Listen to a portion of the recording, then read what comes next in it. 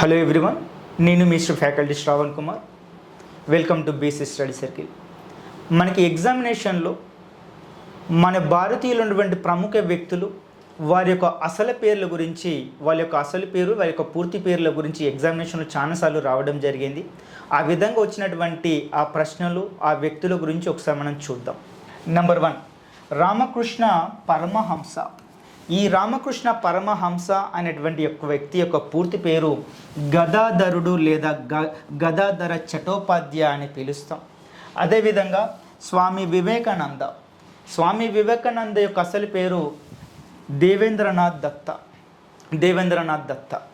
అదేవిధంగా స్వామి దయానంద సరస్వతి. స్వామి దయానంద సరస్వతి ఒక అంధ సన్యాసి. అతడి యొక్క పూర్తి పేరు, అసలు పేరు ఏంటంటే మూలశంకర్.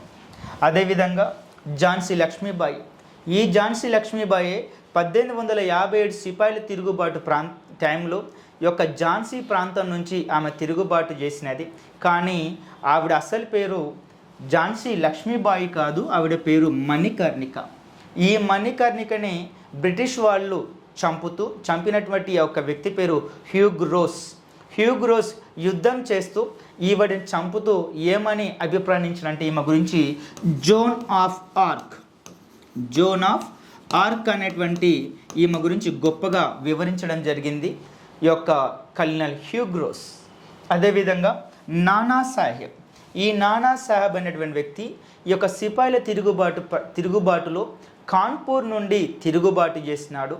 ఇతడు పీష్వా బాజీరావు II యొక్క దత్తపుత్రుడు. ఇతడి యొక్క పూర్తి పేరు కనుక చూస్తే అసలు పేరు దొండు పండిట్.